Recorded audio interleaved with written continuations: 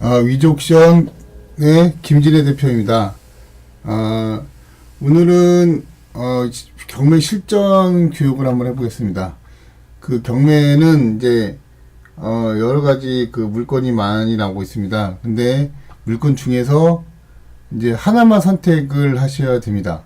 여러 가지 선택을 해서 뭐 복잡하게 하시면 이제 그 선택과 집중이 되지 않아서 낙찰받기가 어렵습니다. 그래서 뭐 어느 때는 아파트가 좋아 보일 때가 있고, 또 어느 때는 상가가 좋아 보일 때가 있고, 어느 때는 또 토지가 좋아 보일 때가 많이 헷갈려 하시는 부분이 있는데요. 이제 그런 것보다는 먼저 자신이 투자해야 될 거를 이제 지목을 고르셔야 돼요. 그러니까 예를 들어서 이제 나는 아파트만 계속 하겠다. 당분간은 뭐 빌라만 계속 해보겠다. 이렇게 해서 자신이 원하는 거를 고르셔야 됩니다. 먼저 이제 종합 검색으로 들어가시면은 여러 가지 물건이 나옵니다. 근데 보시면 주거용으로는 아파트, 주택, 이렇게 나오죠. 주거용으로 아파트, 주택, 그 다음에 다세대, 다가구 근린주택, 그 다음에 오피스텔 주거용, 그 다음 도시용 생활용 주택, 빌라트형 아파트 이렇게 나옵니다. 농가주택도 나오고요. 근데 이제 여기에서 투자가 가장 쉬운 거는 아파트하고 주택하고 다세대입니다. 이렇게 세 가지가 제일 투자하기가 쉽고요. 여기 투자가 제일 쉽습니다. 여기가. 그 다음에 나머지는 이제 공부를 하셔야 됩니다. 공부를 하셔서 투자를 하셔야 되고요. 그 다음에 상가는 근린상가가 있고요. 근린시설, 근린상가, 그 다음에 상가 점포, 상가주택 이렇게 있습니다. 그 다음에 특수한 경우에는 아파트형 공장과 숙박시설이 있습니다. 이렇게.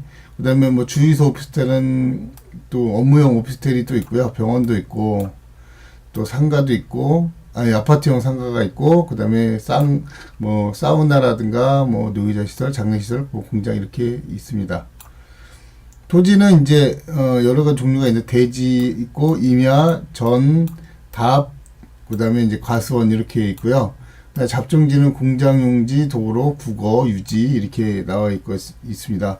설명을 드리자면요, 잡종지는 이제 아직 건물이 없고, 아직 다른 거, 그러니까 계획이 없는 땅을 잡종지를 하고요. 공장용지는 공장밖에 지을 수가 없습니다. 그래서 그거를 용도를 잘 보셔야 되고요. 그 다음에 이제 도로 투자인 경우에는, 도로 같은 경우에는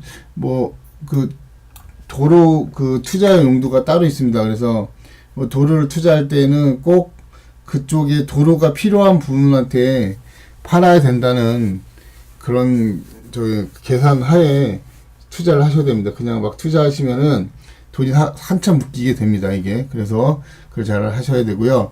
나머지 이제 콘도나 그다음에 학교나 이런 것들은 이제 특수한 목적이 있으셔야지만 투자가 가능하시니까 이런 분야에 잘 아시는 그 분하고 같이 하셔야 됩니다. 이거는.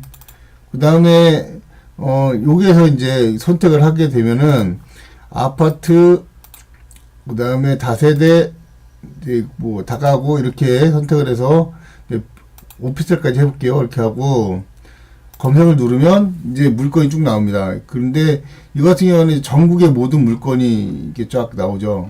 상관없이, 그러니까 기흥, 니은, 디귿 순이 아니라 사건 번호 순으로 해서 이렇게 쭉 나오게 해놨습니다. 물건 검색을. 근데 이거를 이제 다른 방법으로도 정렬이 다 가능하겠죠. 용도별로도 되고, 지역별로 되고, 사건 번호로, 오름차순, 내림차순, 감정가, 이렇게 되는데요. 주로 많이 보시는 게, 감정가로 많이 보시거든요. 감정가로 이렇게 하시면은 이제 감정가로 나열이 돼서 이렇게 쭉 나오죠. 이렇게. 그러면 제일 싼 거부터 쭉 나오잖아요. 그러면은 쭉 보시면 지방은 엄청 싸잖아요. 이렇게. 그러면은 군산에는 아파트가 있는데 2,700에 감정가인데 1,800에 나왔죠. 1,890에 나왔죠. 이렇게 이런 식으로. 그럼 여기 아파트가 몇 층에 있다. 그쵸? 이렇게 나옵니다. 이렇게. 대상 물건 이거다. 이 집이다. 이렇게 나오죠. 그러면 이게 보시면은 이제 여러 용도가 나오지 않습니까? 뭐 대지권이 7.86평이고 전용 면적이 9.22평이다 이렇게 나오죠. 예, 이런 식으로. 근데 서울로 고르시면은 서울 또 나옵니다. 서울로 이제 서울 집업 전체 해갖고 하시면 서울로만 나옵니다. 이렇게. 근데 서울이 검색이 됐습니다. 서울이 이제 서울도 마찬가지로 싼 곳이 있겠죠. 물론 싼 곳이 있는데 만약에 빌라가 뭐 서울시 도봉동에 빌라가 싼 곳이 있다라고 했을 때 이거 보죠. 아, 이건 지분입니다. 그러니까는 이제 그 개인이 그러니까 빌라를 살 때 2명 이상 등기를 한 거예요. 그래서 주인이 2명인데 그 중에 1명이 이제 경매에 걸려서 진행 중인 거를 이제 지분 경매라고 합니다. 이거 같은 경우에는 사갖고 공유문 분할 소송을 하셔야 돼요. 이거 같은 경우에는 좀 하는데 좀 복잡하거든요. 근데 이거는 이제 이 가격에 사셨잖아요. 그러면은 요 갖고 계신 분, 나머지 분이 소유권 있는 분하고 이렇게 공유문 분할 소송을 해서 그 다음에 이거를 다시 또 환가를 해서 다시 그 낙찰 대금이 들어오면 나눠 갖는 방식으로 하셔야 됩니다. 그래서 이제 특수물건입니다. 그거를. 예. 그 다음에 이거 같은 경우는 이제 건물만 매각이에요. 그러니까 법정지상권 성립 여지가 있다 없다가 되는 거죠. 그거는요. 이렇게. 그러니까 이제 이거는 어떻게 되는 거냐면 법정지상권이 될 수도 있고 법정지상권이 안 될 수가 있습니다. 그래서 분별을 잘 해야 됩니다. 그래서 대지권이 없는 거예요. 그냥 이거는 그냥 건물만 매각이기 때문에 그 밑에 그 토지 대장 있죠. 건물을 깔고 있는 땅을 잘 분석을 하셔서 이게 그 법정지상권이 성립이 되는지 안 되는지를 잘 보셔야 됩니다. 이거 같은 경우에는. 그래서 이거는 그런 게 필요하다. 그 다음에 쉽게 찾으면 이제 뭐 반지하는 안 하시는 게 좋고요. 반지하는 안 하시는 게 좋고 최소한 한 2층 이상 하시면 좋겠어요. 빌라는 4층이네. 4층. 4층을 보시면 이건 오피스텔이네요. 오피스텔은 역하고 가까우셔야 됩니다. 역하고 가까워야 투자가 가능한 물건입니다. 역하고 멀면 그 오피스텔 값어치가 떨어집니다. 그래서 이게 역하고 얼마큼 떨어져 있느냐가 제일 중요한 관건입니다. 그래서 그 만약에 역하고 많이 떨어져 있으면 많이 떨어질수록 이게 오피스텔 가격이 내려갑니다. 그래서 그거를 잘 보셔야 되는 거죠. 이거 같은 경우는 이제 지도를 한번 보시면 이제 얼마큼 떨어지는지가 나오죠. 이제 그러면은 여기에서 지도를 보시고 전자지도나 다음 지도 그걸 보시면 돼요. 그러면 여기 보시면 여기 어디 있을까요?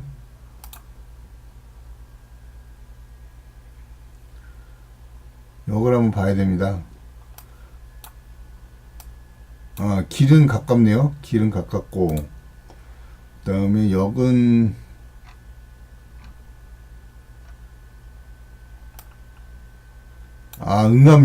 응암역하고 가깝네요. 응암역을 갖고 오면 거리를 재보시면 됩니다. 이렇게 해서 430m 거리 430m. 그러면 이제 버스 정류장이 있죠. 버스 정류장으로 해서 가면은 분명히 여기는 그냥 가도 좀 가까울 것 같습니다. 각각 400m니까 뭐 먼 건 아니잖아요. 그러니까 여기는 이제 가까울 것 같고요. 이렇게 가시면은 뭐 길들이 여러 가지가 있으니까 그렇고 이제 그 다음에 이 같은 경우에는 이제 길이 많이 그 역까지 가는 게 있잖아요. 그 정도 가까운 거리입니다. 그래서 한번 그 현장맘을 가셔서 한번 직접 거리를 한번 재보시고요. 여기에서 보시면 도보가 5분, 자전거가 1분이라고 돼 있죠. 그러면은 이게 먼 거리는 아닙니다. 예. 그 다음에 이제 그 건물 등기를 보시면 연도 수가 나오거든요. 연도가 얼마큼 되느냐 이게 나옵니다. 그러면은 이게 언제 지어졌고 언제 했다 이게 나오죠. 그러면 이게 보시면 2015년 9월 4일 날 된 거니까 그러면 이제 이게 4년 된 거죠. 그러면은 이게 오피스텔이 새 거다라고 볼 수가 있습니다. 이게. 그러면 면적을 보시고, 그 다음에, 거기에 위치, 그 다음에, 나한테 이제 넘어올 수 있는 권리가 있는지, 그런 권리 분석을 해보시고, 그 다음에 이거 보유 전략이 또 필요하죠. 얼마큼 보유할지, 아니면 이거를 이제 임대나, 아니면 단타로 할지, 아니면 계속 보유해서 임대 수익을 남길지를 먼저 계산하셔야 됩니다. 이게 보시면 지금 이렇게 돼 있죠. 지금 보증금이 2천에 30입니다. 그래서 이거는 그게 언제 가격이냐면 그 작년도 가격입니다. 그래서 요거를 잘 보시고 투입을 하셔야 되고요. 투자를 하셔야 되고, 그러면 이제 퍼센트를 나누는 거죠. 그러면은 내가 8,480만 원을 투자했을 때 2천만 원이 들어온 상태에서 30만 원이 들어오죠. 그러면 한번 계산해 볼게요. 2천만 원을 빼요. 8,400에서 2천만 원을 빼면 얼마예요? 6,480만 원입니다. 6,480만 원에서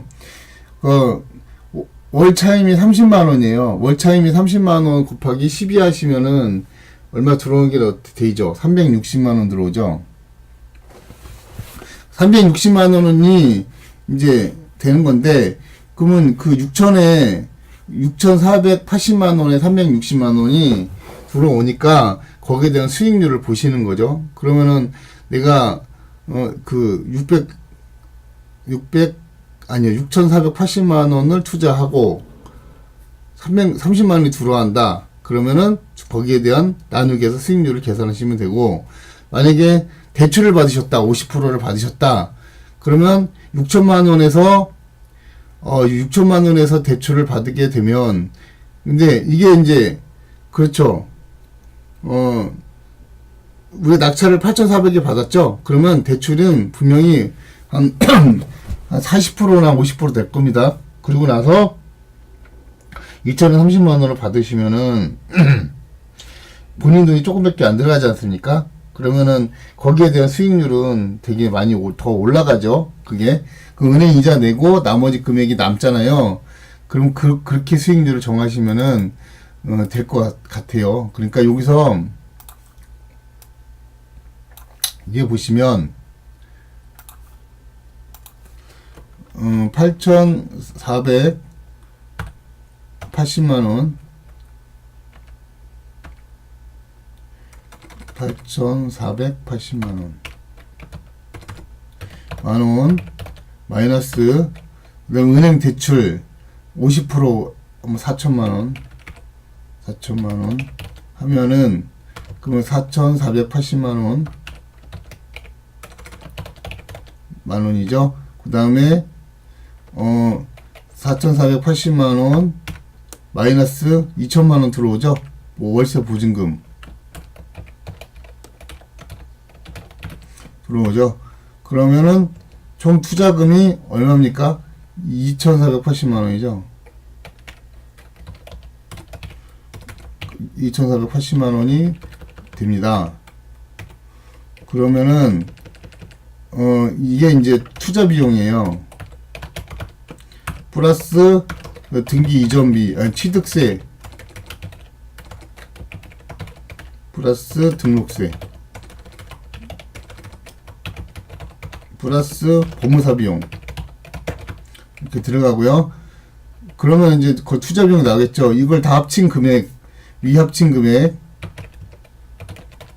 합계, 그 다음에 그거를 이제 그 월세가 들어오잖아요. 월세 30만 원이니까 30만 원 30만 원 곱하기 30만 원 곱하기 12개월 하면은 얼마입니까? 360만 원 나오죠. 그러면 360만 원 나옵니다. 360만 원 나누기, 그러면 위 합계하시면 그러면 어느 정도의 수익률이 나올 겁니다. 이런 식으로 계산하시면 될 것 같습니다. 그래서 이렇게 수익률을 계산해서 한번 해보시고, 그 다음에 이제 이거 어느 정도 마치시면 보유 전략으로 이제 가시는 거죠. 이제 장기 보유해서 이제 월참이 나온다, 이런 식으로 생각을 하시면 될 것 같습니다. 오늘은 여기까지 하고요. 그다음 다음에는 이제 또 다시 경매 실전 분석을 해서 또 시간이 되면은 현장도 갔다 오고 해서 한번 직접 하는 걸로 한번 보여드리겠습니다. 오늘 여기까지 하고, 그다음에 이렇게 이제 들어주셔서 감사드리고요. 이제 앞으로는 좀 실전 경매도 좀 포함해서 한번 해보겠습니다. 감사합니다.